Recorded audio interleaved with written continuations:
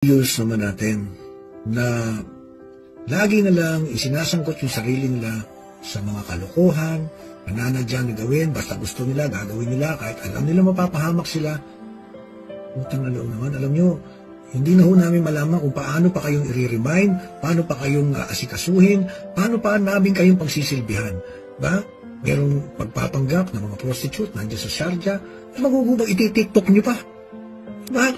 Tapos, ito na naman, siyempre, ano pang gagawin natin? Di ba? Sasakluluhan kayo. Yung iba, makikipag-away pa dahil pinagpipilitan mag-cross country sila. Kahit na mapapahamak, pag napahamak naman, magsususumbong na naman kayo sa lahat ng mga television station, radio, pagkatapos iibahin nyo naman yung kwento, hindi nyo ikikwento yung kalokohan ninyo. Di ba? Iba na pagtripan lang lumipad, tinignan lang kung ano meron doon, pagkatapos kung ano-ano na mga sasabihin, magpupumilit umuwi.